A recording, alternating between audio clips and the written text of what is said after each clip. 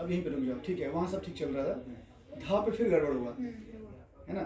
मैंने कहा था कि जब कोई हरकत लेते हैं तो हरकत मीन्स रिस्पॉन्सिबिलिटी। हरकत कोई भी हरकत लेंगे, मुर्गी लेंगे या मीट लेंगे, कर्ण, कुछ भी लेंगे, तो वो अपने आप में एक रिस्पॉन्सिबिलिटी, तो उसको निभाना भी होता है। धा को फिर से बोलो, पहले से बेटर है, लेकिन अभी भी वो क्वालिटी परफेक्शन नहीं है, वो जो चाहिए, वो हरकत में जो चाहिए वो नहीं है। एक बार आप ट्राई करो, एक बार आप बोलते या तो सिंपल मीट ले लो, धा नी सा धा, ट्राई करो, मीट ट्राई करो। धा में जब दो बार हम धा, तो एक बार धा में की आवाज जो है वो डाउन होकर के वापस आता है, अगेन हम उसको डाउन करते हैं, अगेन वापस आता है, तो डबल जैसे ब्रेकर होते हैं वैसा कुछ हो रहा है। हाँ। दो बार इफेक्ट डाल रहे हैं, तो सेकेंड टाइम जब इफेक्ट डाल रहे हैं तो उसमें जो वॉल्यूम होगा वो थोड़ा कम होगा, इक्वल नहीं करना है। पहला वाला थोड़ा लाउड, सेकंड वाला थोड़ा लो। हाँ, धा नी सा, क्यों ऐसा क्यों? क्योंकि धा के बाद हम जब नी पे जाएंगे, क्या कर रही है? ऑफ कर रही है। हाँ, वो उसके कहने का मतलब ये है कि अब पैक करो, है ना? नहीं नहीं, पैक नहीं करना, इसको कंटिन्यू रखें। अच्छा ठीक है, तो धा के बाद जब हम मीड यूज करते हैं, धा में जो मीड यूज किया गया है, तो एक बार धा में हम लाउड स्टार्ट कर रहे हैं, सेकेंड टाइम धा, जैसे हम आगे बढ़ रहे हैं तो डाउन इसलिए कर रहे हैं क्योंकि इसकी जैसे हम आगे बढ़ने वाले हैं वैसे वैसे फ्रीक्वेंसी, मतलब जो नोट है वो ऊपर जाएगा, नी और सा, धा से ऊंचा नी होता है, नी से ऊंचा सा होता है, यानी कि हम आगे बढ़ रहे हैं, मतलब हम ऊंचा जा रहे हैं, हाइट पे जा रहे हैं, तो जैसे जैसे हम हाइट पे जाएंगे वॉल्यूम घटती चली जाएगी, तो मिठास कायम रहेगा। जैसे कि अगर मान लो तुम लाउड नहीं करती, एग्जांपल के लिए कि हम इसको लाउड नहीं करेंगे, लाउड करेंगे, वॉल्यूम डाउन नहीं कर रहे हैं, इक्वल वॉल्यूम रखते हैं, तो क्या होता है, कान में चुभेगा, वो एकदम चिल्लाना हो जाएगा, धा नी सा, पूरा एकदम से, मतलब इतना बकवास लगेगा कि कोई सुनेगा भी नहीं। लेकिन अगर तुम इसी को प्यार से धा नी सा, तुम नी पे गई तो धा से लो था वॉल्यूम, नी के बाद सा पे गई तो सा पे और लो था। और दूसरी बात ये कि नी में ई की मात्रा है। सर बार बजा रहे थे, क्यों लाऊं मैं उसको? कुछ भी हो रही है। मैं बार बजा नहीं थी। बार नहीं बजा रही है, बार थोड़ी बजा रही है, कभी बजा रही है, कभी बजाती हो ना, बार बजाती हो नहीं ना, कहाँ, वो तो मना कर रही है। तो नी में ई की मात्रा है, ठीक है, और जब ई की मात्रा होती है तो इस वाले परेशान कर रही है, मत करो परेशान, नहीं तो घर जाके बदला लेगी है सारा। हिसाब किताब बराबर कर देना घर जाके, ठीक है।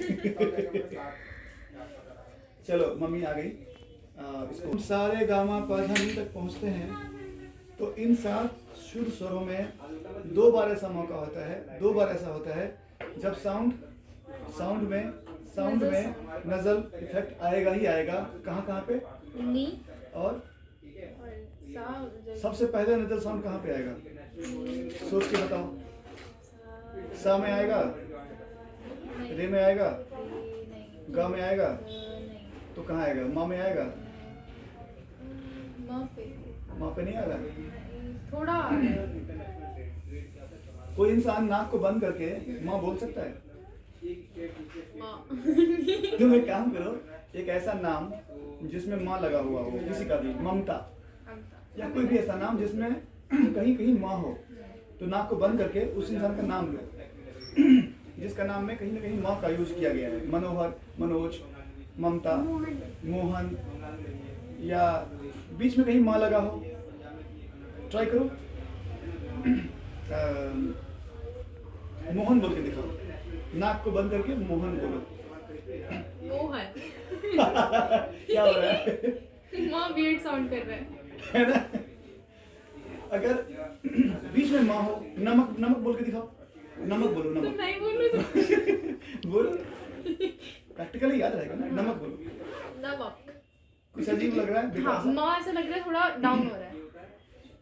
माँ जब बोलेंगे और ना, माँ और ना ये दोनों, अरे हम लोग जो बचपन में पढ़ते थे ना, वो हिंदी व्याकरण, हिंदी ग्रामर होता है ना। मैं जाऊंगा मार खाने। ठीक है, जाओ चिको से। जाओ, हिसाब पूरा कर लेना उसका। Thank you. अरे हाँ, ठीक है। तो माँ और ना के बारे में प्रॉपर एक चैप्टर है, ठीक है। माँ का राम कैसे एक चैप्टर है जिसमें माँ और ना के बारे में बताया गया है, क्योंकि इसमें नाक का यूज होता है। जो इसका स्ट्रक्चर है ना, यहाँ से देखिए, इसमें नाक और माउथ का जो नली है वो यहाँ आके मिल जाता है,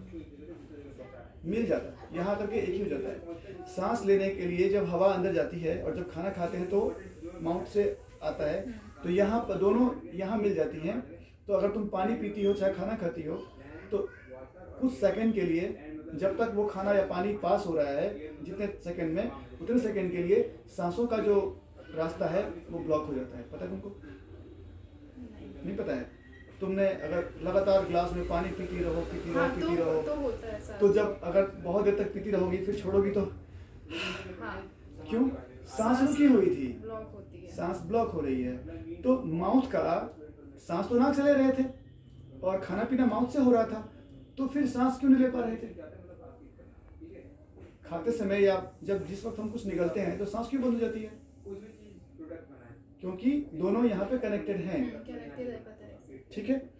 तो माँ और नी, ये दोनों साउंड का जो स्ट्रक्चर है वो प्रकृति ने ऐसी बनाई है कि नजल साउंड के इफेक्ट के बिना माँ और ना, इन दोनों को हम ठीक से नहीं बोल पाएंगे।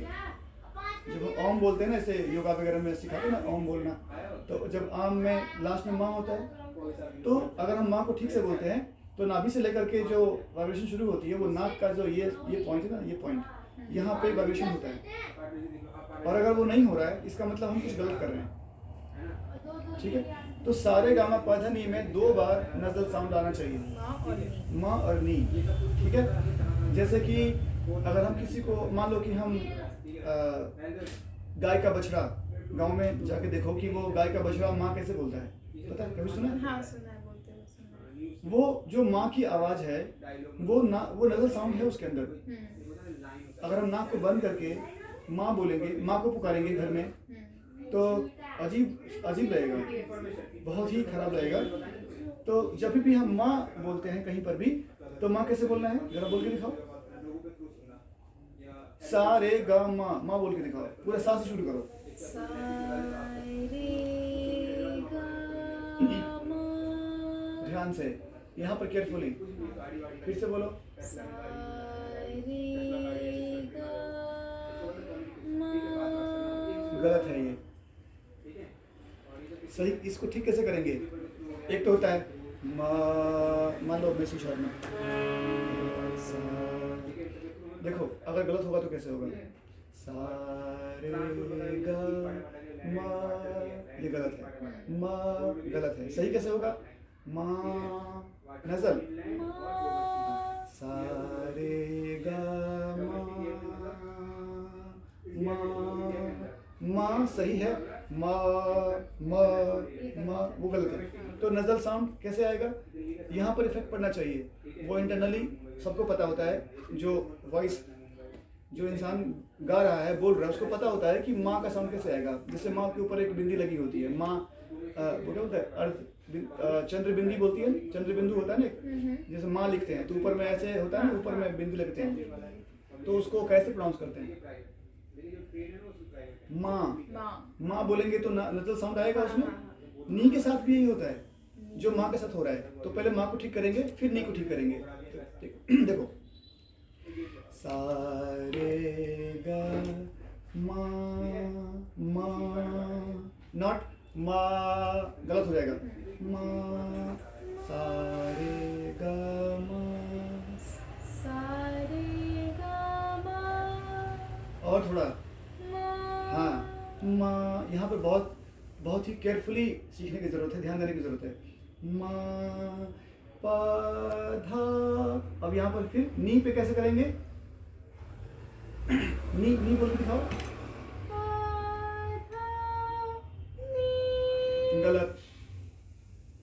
गलत हो जाएगा। मा मा मा पा धा नी। देखो नी, ये एकदम अलग साउंड कर रहा है। नी, अगर मैं ऐसे बोलूं नी नी, तो ये पूरा गलत हो जाएगा। सा रे गा मा पा धा नी सा नी। अब यहाँ पर ई की मात्रा तो है ही ऑलरेडी, और आवाज पतली आ रही है, नजल साउंड भी आ रहा है, तो वॉल्यूम कम रखना, कम अपने आप ही हो जाएगा, करना नहीं पड़ेगा। तो नी का वॉल्यूम हमेशा ही कम रहेगा, और क्योंकि वॉल्यूम कम होती है तो सांस भी कम खर्च होता है। तो अगर हम नी पर होल्ड करते हैं तो सबसे लॉन्ग टाइम तक होल्ड कर पाएंगे। नी और मा।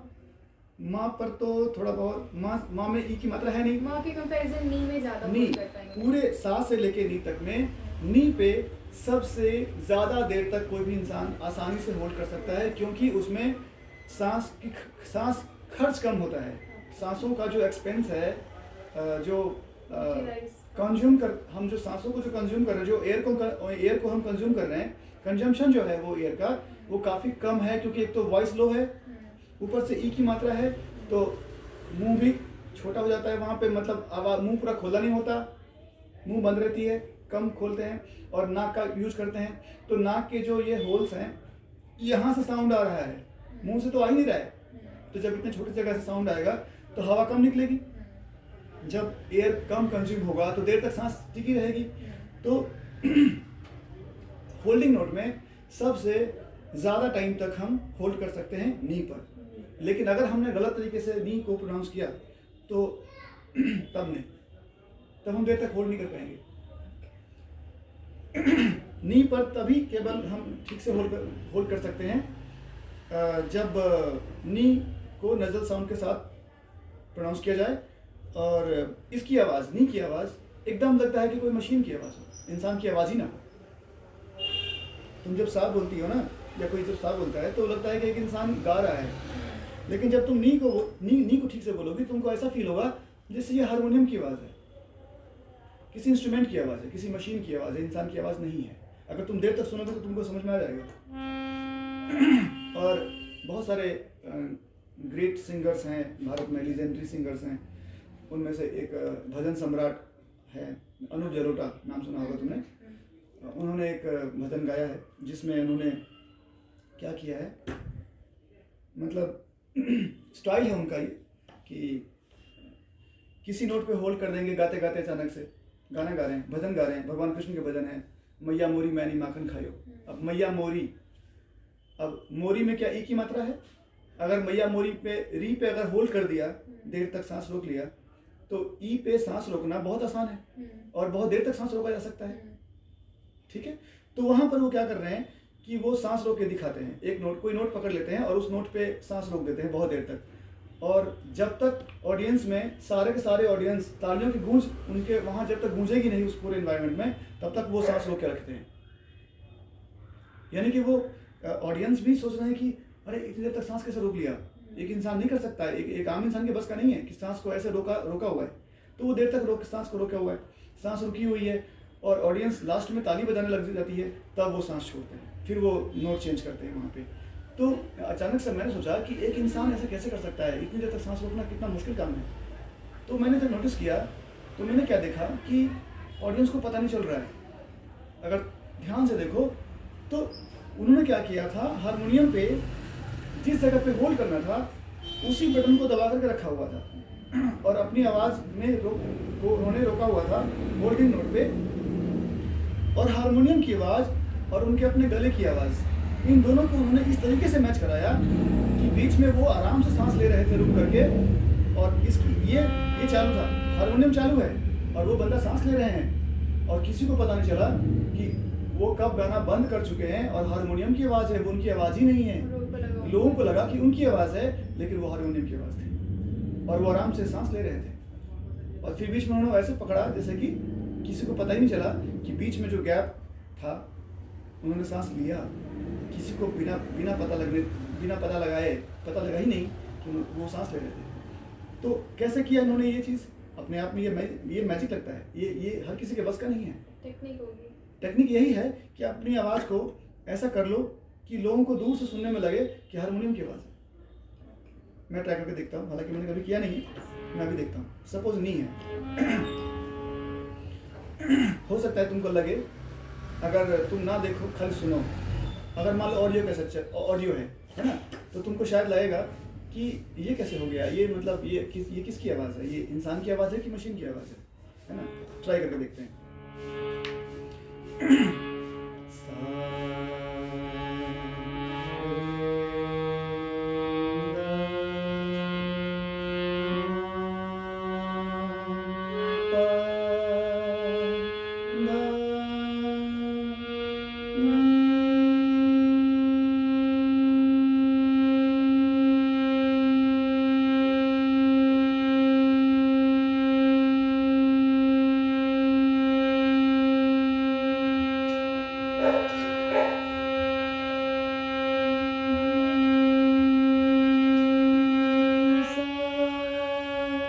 हालांकि पता लगा कि बीच में छोटा है और इसकी आवाज़ है, बट बीच में दोनों एक हो गए थे। लग रहा था कि दोनों सेम है ना? हाँ, जब आपकी वॉइस एकदम स्लो डाउन हो गई ना, हाँ। तब वो बहुत कॉम्बो तब इसकी आवाज़ और मेरी आवाज़ काफ़ी करीब आ गई थी। हाँ, बहुत और वहाँ पे ऐसा लग रहा था जैसे कि दोनों एक ही साथ चल रहे हैं, मैच हो रहा था।